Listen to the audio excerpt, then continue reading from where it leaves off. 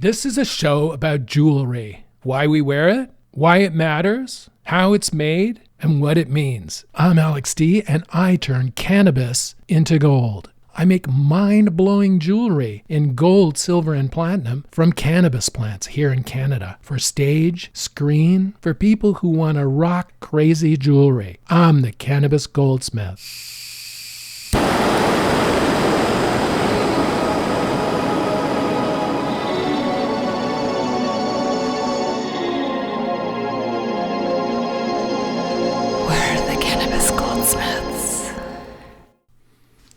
So you're waking up down in Texas now, or in Florida, and there's 10 inches of snow on the ground, and you're wondering what the hell is going on. This is because your president is dissing Canada. This is why. When you diss Canada, this is what can happen to you. We've got sleet and ice and sheets of fucking ice up here waiting for you. 10-foot thick sheets of ice are waiting for you up here in Canada. Or we'll just send it all down to you. If you continue to diss us and threaten us, not Americans generally speaking, but just the new government. If your new government we'll send snow, man. I try and play golf in snow, you fucking orange motherfucker. When your whole course is covered in 6 inches of snow, just try and find your ball in that, you orange motherfucker. I suppose you can detect a bit of anger. Actually, there's no anger. It's just a sense of realization, what we've got to deal with going forward. I've had enough of it already. And it's only the second day. I've had enough of it. We have no government here, none whatsoever. It's in limbo as Trudeau, who resigned incidentally 3 weeks ago, or 2 or 3 weeks ago. He's still here. He's still standing in front of podiums and microphones leading Canada, or trying to pretend that he's leading Canada. Well, his party tries to pick his replacement. And here we have all this other shit happening, coming at us. Like we're tied to the tracks as the train is bearing down on us, and the train is almost at us now, and Trudeau is still, why is he still there even? Why? He needs to leave fucking immediately. We need an election so we can deal and make plans. And actually, I think the plans for the next 4 years will be to diversify markets away from the United States. The United States has just become too insane. You guys, you're just too nuts. And you'll find out, I think, you're the business people of the world, but you need a certain amount of stability in order for that to happen. It's just you're in for a world of hurt. Believe me, you're in. The world is complex. Let's put it that way. And Americans generally tend to see themselves. They only tend to see themselves. They don't see anyone else outside their own world. And most Americans don't even know where Canada is on a map, for example. Or they think it's a state already. It's not. We're a sovereign country, as you guys are soon going to find out when we impose reciprocal tariffs of 25% or more on you. So this is what it's all becoming. And for somebody who's trying to do business, it's just hard. And this is what I'm saying. It's difficult. And this is not conducive to business, this kind of insanity and this kind of mayhem. And with the new government in the United States so closely tied to the tech platforms, he's roped them all under his control now. Look out! The social media space is not going to be a space to advertise in anymore, because it'll all be political messages controlled by the U.S. So worldwide, I think there's going to be a realignment when it comes to social media platforms and American-owned social media platforms. I think there's going to be lots of banning of U.S. social media platforms. And I think there's going to be lots of maybe innovation as the world tries to innovate away from social media platforms that are controlled by governments. So anyway, that's what I think in a broad sense is going to happen. going forward. But artists everywhere, artists are feeling this. Everyone is feeling this in the world, but artists are feeling it more because we feel everything more. We do. We feel things more. I was saddened last week to hear that not last week, it's only this week. It's only 2 days ago. Only a few days ago that David Lynch passed away. Now, I've done a couple of episodes, I think, and I've talked about him on here and what kind of an impact he has had on my own life and my own art and my own thinking about art. I was just, I'm still broken up about it. But the one thing is he's left us his art to look at. And also he's the guy who said he wouldn't describe his art. He wouldn't describe what his movie means to anybody because that's not the point. Well, there are all kinds of clips surfacing where he is describing stuff, and I've just been watching them.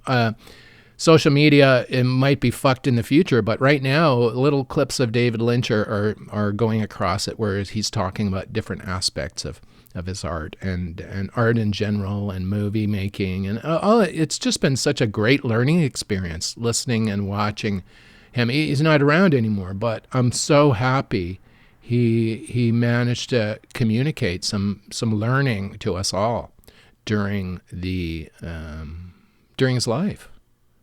I wish he'd done a podcast. That would have been so good. But anyway, I'm not ungrateful. He's still sharing, even though he's not with us. So I'm going to keep my eyes peeled for more David Lynch stuff. I watched a documentary on YouTube. You can find it on YouTube. It's called Lamp. And it's David Lynch making a lamp. I had no idea he made lamps, but, he made lamps. And it shows him making this weird fucking lamp out of gauze and plaster, like you would make if you broke your leg and somebody put a plaster cast on your leg. He's building a lamp out of this plaster and gauze and paint. Just incredible to watch him work and build this thing and his attention to detail and stuff as he does it. It's it's a learning experience because you can see how much care he takes, even though the lamp looks really fucking organic and weird looking. And it's it doesn't follow a diagram exactly. It's just, you go on YouTube, look for David Lynch lamp. It's 12 minutes long or something. It's not a long documentary. Watch it. It's slow, but you'll get to see a piece of art being made by an artist. And if you wonder what that process is like, you'll get to see it right there from a master artist. So anyway, I was kind of broken up about him being gone now, but he did teach me a lot. And, I'm writing this column now for the next issue of the Fish Wrapper, and I am calling it My Friend David because I feel like he's a friend. He was on my side. He was giving me the kick in the pants, saying, look, no, you got the idea, no, do it, right? Or you don't have an idea, here's how to get one. I hear him talking to me, telling me, giving me a kick in the pants. So,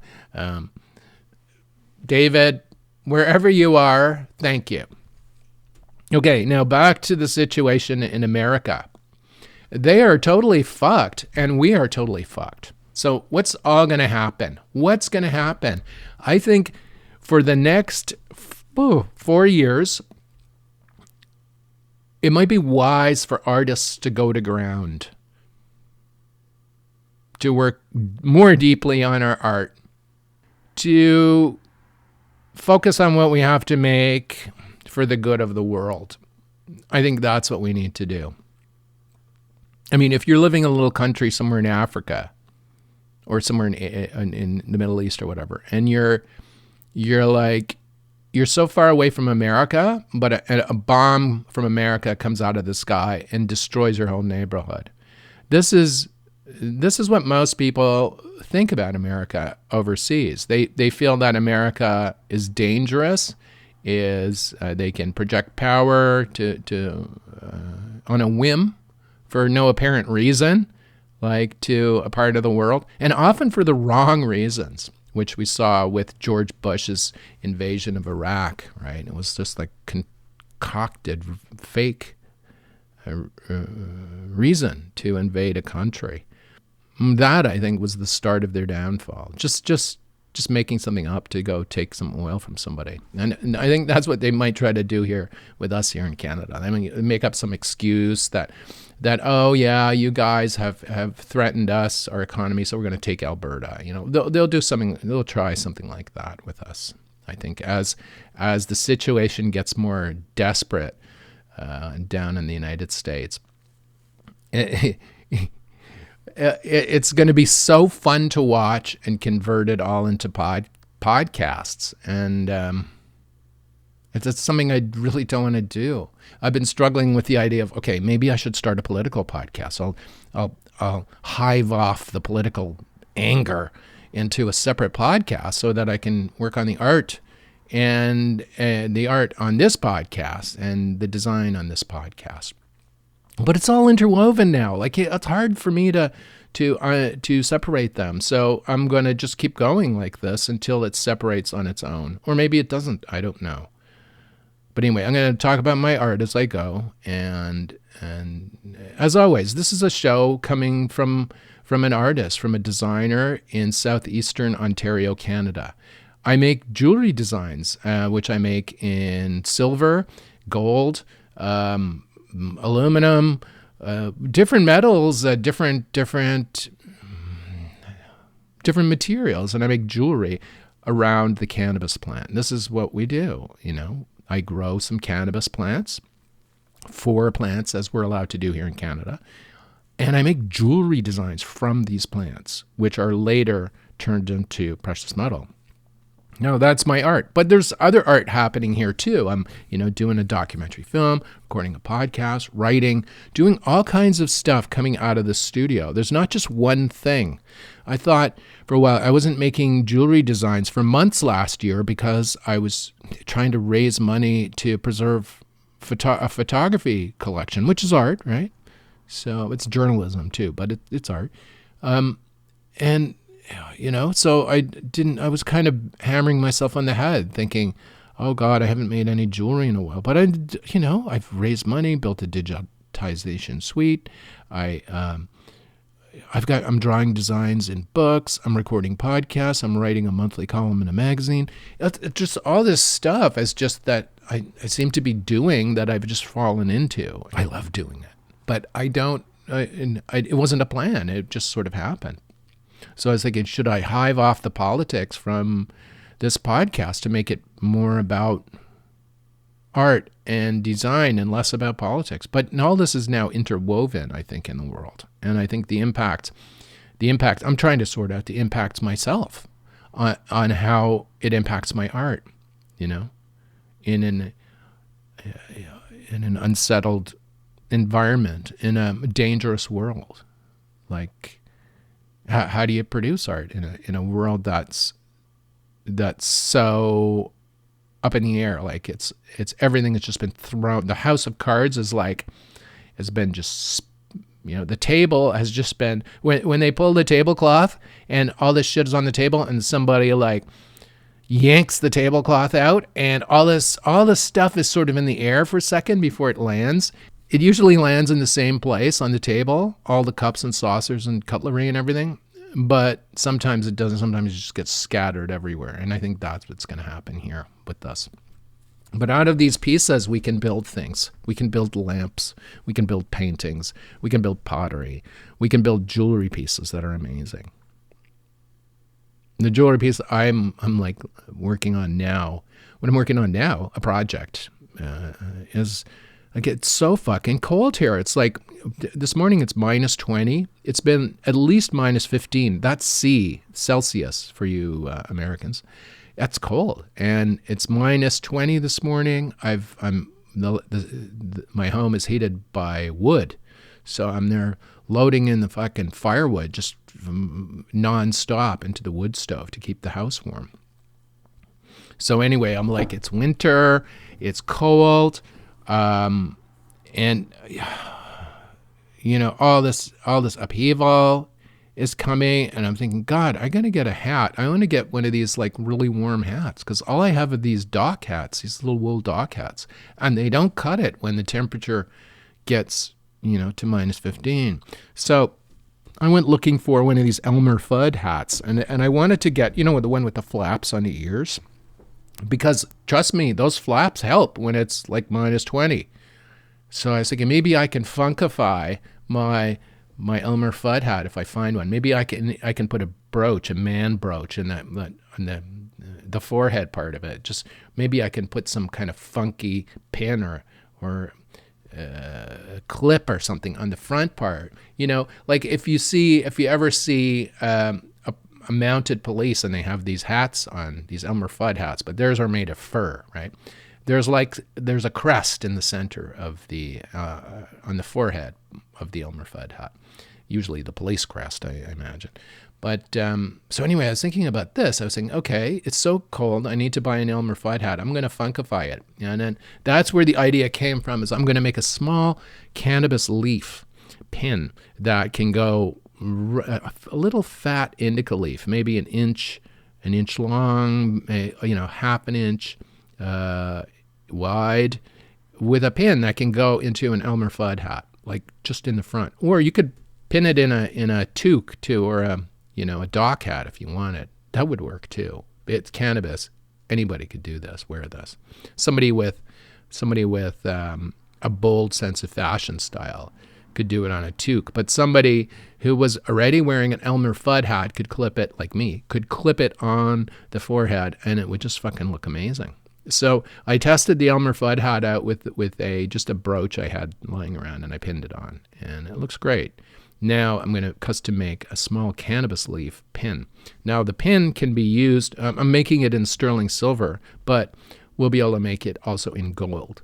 And so I'm working on the front of it now. I've got the leaf picked off. It's a leaf from a classic OG Kush plant, and I'm going to work on thickening the back of it. So I make the leaf thicker, then cast it in sterling silver, and then put a pin back on it so that it can pin into a hat or a collar or a scarf or even a toque, like a knit dock hat.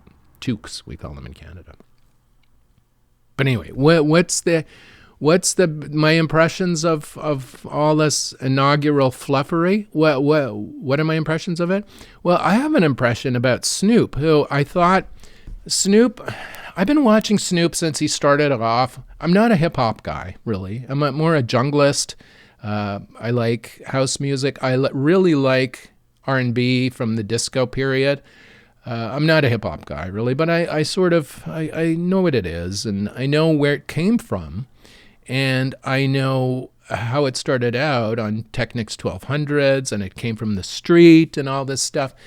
And I've sort of followed Snoop out of the corner of my eye as he went to ever more loftier and loftier heights as a media personality. And then when the Olympics happened and he was in France or whatever, just being there, he was a really good representative for America. He didn't really have to do anything. He just had to stand there and make hand signs or whatever, dressed up in his ridiculous USA outfits. And he was a great representative for the United States until the inauguration. And that is when oh my goodness, if you'll remember, he was so against Donald Trump in the first Donald Trump's first term. He put out this video calling anybody who performed at the inauguration an Uncle Tom, and he went on and on. This video is available out there on YouTube. You should watch it and listen to what Snoop says. He's calling himself an Uncle Tom and other really nasty shit, because you know what? He actually played at the inauguration. He Uncle Tom'd himself. He went down on both knees to play at the inauguration. But the funniest part of all this is that he ruined his reputation And then instead of playing the inauguration, they put him in some little side room with a bunch of white crypto guys, like 100 of these fucking hideously ugly looking crypto guys in tuxedos. These guys weren't even on the main room. This was like a little side room. It's like the coat check.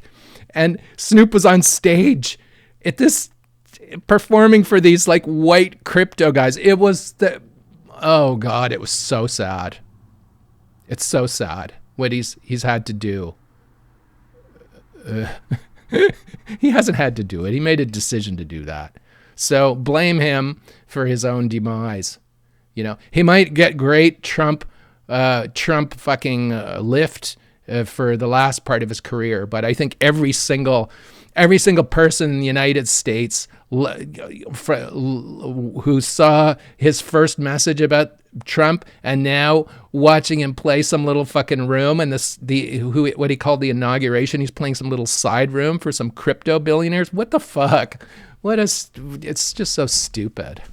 And it diminishes hip hop. It totally diminishes hip hop. You know? It's funny almost. No, hip hop is art. It's music. It's important. And it's just my relationship with music is very important to me. And yours is to you, I'm sure. And I'm sure Snoop's is to him. You can see how important it is to him. All right.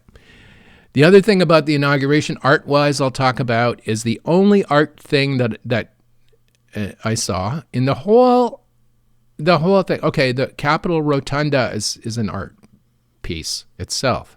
But no, that was the canvas. But the one thing that really jumped out at me immediately was Melania's hat. This is the whole symbol of everything, I think. First off, she was immaculately tailored. This outfit was exactly right for this insane new government. It's exactly right for the insane new United States of America. The hat was like a UFO at the same time. Like, you remember like last month, the Americans thought New Jersey was being invaded by UFOs? Well, it spoke to that. You know, whatever happened to that anyway. But anyway, the hat spoke to the UFO. It has a classic UFO shape. The way it was angled on her face, it was like, I don't know if you've ever seen Goldfinger.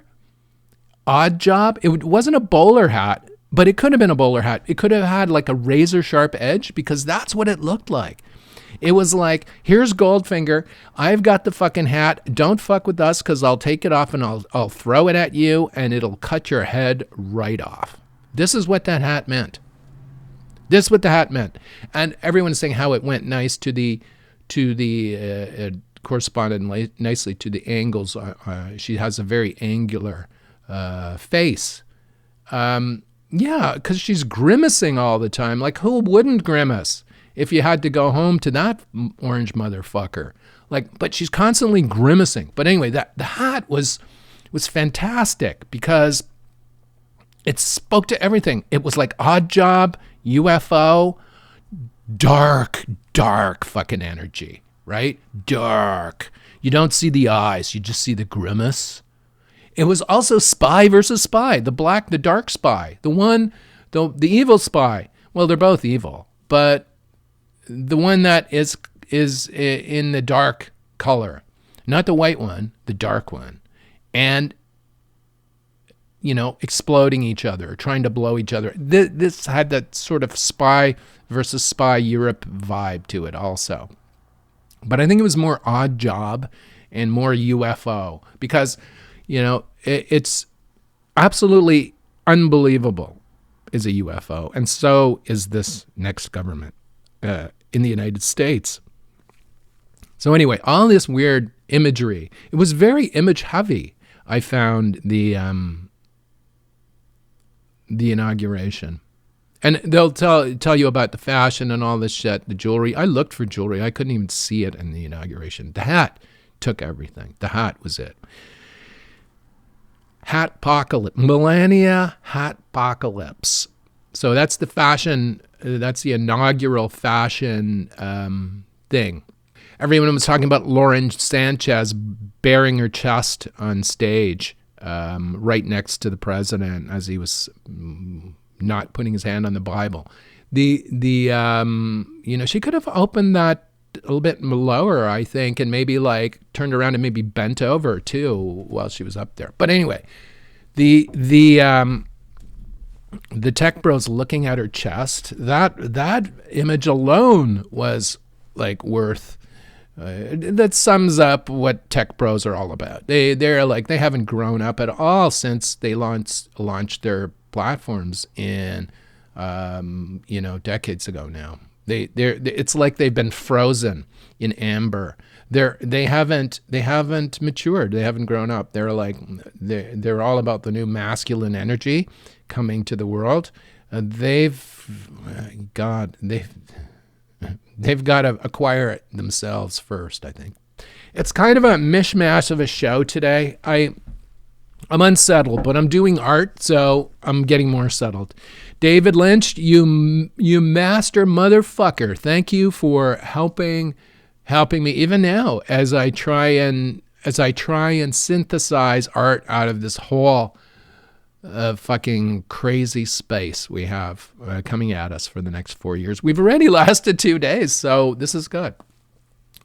Canada is in for a world of hurt. We're all here kind of waiting for the axe to fall, the 25% tariff thing. All right, we're all accepting it now. Once we get our government together here, which is going to happen sooner rather than later, I think, our Trudeau guy is trying to hang on by his fingernails as the country is in its most dangerous time. He's trying to hang on to his own job. It's just disgusting. It's just disgusting what's happening in our country with the Liberal Party trying to fucking maintain their power over this country.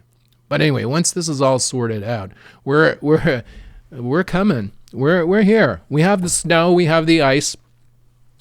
You guys who are experiencing it now in Florida, this is just a small taste of what awaits you should you want to fuck with us here in Canada. Let me tell you.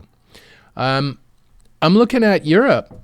I'm thinking this year I don't even want to go on Instagram anymore, but I'm going to use Instagram to promote the podcast, which I hope to grow to. We're going to be in the top 10 by the end of the year as an art and design podcast. As I try and weave life, art, design, politics from an artist point of view, as I try and weave all that shit together into a weekly show to try and make sense of what's going on around us and to produce better art. That's the whole point of this. So the show will be variable as I go forward. It's not some show that, we have we have an intro, we have a 5-second break for ads or whatever. No ads. I don't want to be burdened with putting ads in here in order to talk about art. So that's where we're going this year. We're going forward. We're making art. We're dealing with the insanity in the political situation. We're turning it into art pieces. We're turning it into designs. We're turning it into drawings. We're making things because we have to make them as artists. That's what we're going to do this year. That's what I'm going to do. So I'm working on documentary filmmaking this year. I'm working on writing my column every month in the Fish Wrapper, the South Eastern Ontario's art magazine. I'm working on this podcast. And who knows, maybe I'll start another one, maybe I won't. But I'm going to do this one because I think us artists need to stick together during this tumultuous time. As the politicians and the tech bros and the billionaires all carve up the pie for themselves, we can make a nice art piece out of the pie, the empty pie dish that's left over. And maybe we can make a nice piece of art out of it. Because that's what we're for, artists, right? We make sense of the world. And we'll hopefully make sense of this one too. The vibe has really changed. The vibe has really changed here. I just come from outside and I can see the dawn over the United States, over the river, like the orange glow spreading across the United States. You know, you can look at it as being a brand new day, but you could also look at it as being an orange glow spreading across the United States. But I choose to look at it as a realist, as a person who can see what's going on. I'm not red-pilled. I'm not blue-pilled. I am an artist who takes in all this shit and converts it into art pieces, into columns, into photography, into jewelry pieces. You know, this is what I do. And this is what you're doing too, whether you know it or not. You're taking all this turmoil in the world and you're turning it into your art. This is what we're here for. Now, the other people don't understand this. They don't understand that. The broligarchs, the tech broligarchy, the red-pilled people, the politicians. Nobody understands art, but artists really, I think, the people who make the art, understand the art. Or try to understand the art. But the other people don't really care. But we need somebody in the world to interpret all the shit and ground it out and to depotentiate it and to make it less harmful for the rest of the planet. And this is what artists do with art. So I hope artists fare well over the next 4 years, but we're going to be making art whether we're faring well or not, I guess. I mean, people who are in prison fucking cells in solitary confinement scratch little paintings on the wall in the dark, because that's how important art is to artists. Like, it doesn't matter, right? We have to make it, no matter what happens. So let's make it, and let's make it good, and let's make it meaningful, and let's make the art speak. Let's say something with our art, not like Snoop. Let's not take both knees for a politician or for anybody. Let's stand up for our art. Let's make our art great. Let's make our art fantastic. Let's take the shit and turn it into shinola. Let's make this fucking world a better place. No, really. Not just say we're going to do it. Let's make it filled with art and dance and music. Because that's what it can be. It can be that. It doesn't have to be this other world. It can be a world filled with art and beauty, not ugliness and grift. Anyway, that's it for me this week. Sun's almost up over America. Day 2. Yay! Thanks for listening to the Cannabis Goldsmith. I'll see you next week right here. But you know what? If you want us to make you anything special, whether it's a belt buckle from a giant indica leaf in sterling silver or a hat pin that I'm working on right now that you can stick on the front of your toque or your Elmer Fudd hat, I'm there for you. I'm making products custom made for clients all over the world. So send me an email, alexd@cannabisgoldsmith.com, if you want us to make you anything. Or you can go to our website, tribe.ca, and see what we've made before. And we can make it again for you or something similar. Every single one of our products is different because each is individually made here in Canada. See you next week. The Cannabis Goldsmith is produced by Tribe Communications, Inc. in the Thousand Islands area of Ontario, Canada. You can see what we do at tribe.ca. Send us an email, alexd@cannabisgoldsmith.com. Thanks for listening, and we'll see you next week on the Cannabis Goldsmith. No, hey, you red-pilled folks, if you're still there, if you're still listening by any chance, Canada does control the winter. We don't control the weather, but we control the winter. Just remember that. Like, if you're even considering doing anything negative towards us, we control the ice, snow, sleet, just like you're getting down there in Florida now, you red-pilled folks. You know that Canada's cold. You know that we have lots of snow and ice up here, and it'll come for you if you fuck with us. Just saying.